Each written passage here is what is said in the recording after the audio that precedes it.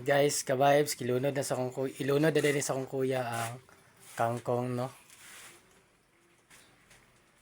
Ang sagol de ana. Permiro niyang gilunod kay lamas. Siyempre, lamas. Then, sardinas. Yang gigisa ang sardinas. Then, butangan niya og sabaw. Magamay. Then, yan na dining humol ang kangkong. Then, tuna. Tuna. Dili day sardinas, tuna day. Tunay. Para na, wala ni. Pindot kayong gulay, guys.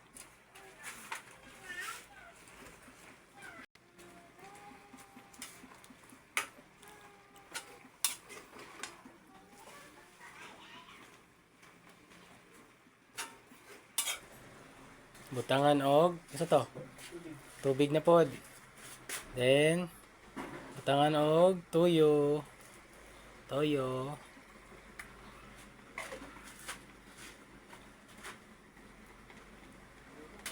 Then nilagyan ng vichin.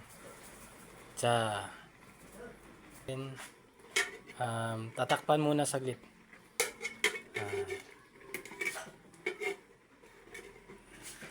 Magantay ng ilang minuto. Then, abrihan. Yun. At, ukay-ukay. Hinalo-halo. Tingnan nyo po ang dahon ng kangkong. Ano na po siya? Lumiit na po. Ano ba tawag sa Tagalog nito? Numipis. Hawa ko. Yung sa akong kuya. Kuyos ng ang kuan. Dahon sa kuan. Ning kangkong. Tikman natin. And tikman. Tansya lang to guys, hindi ako marunong luto. Tansya lang. Sabi niya, tinansya lang daw niya. Pero, marunong to siya magluto. Sabi niya, hindi raw siya marunong magluto. Pero, guys, marunong pong magluto yung kuya ko. Basic lang po sa kanya yan. Sabi ng lolo ko, ayaw daw niya ng malasay. Kung sa Tagalog ko, ayaw niya ng matabang. Tama ba, Lo? Ayaw mo ng matabang. Kaya medyo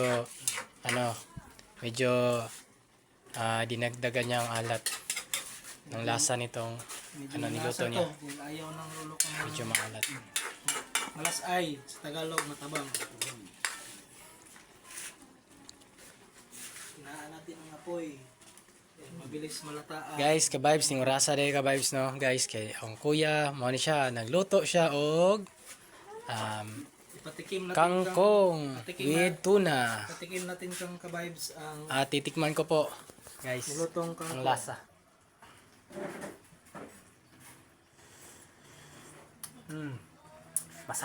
Masarap guys. Talagang mahusay magluto tong kuya. Very good. Approve. Yan.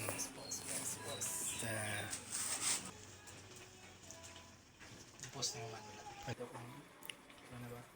Video lang ang pohon. Makita man ni pohon. Play na sa TV. Lo, ang gusto mo lata o karang sakto-sakto lang.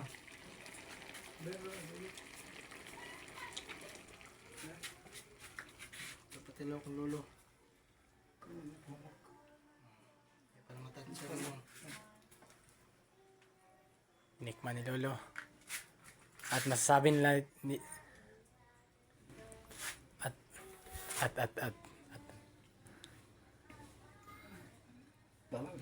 Ang kangkong kung humok ba? Nako. Guys, mikos na to. Mikos. Ito lang yung kangmok. Dili kayo lata. Lola. Mana ko Lola. Kamara? Ang sikoton. Wala. Kaway.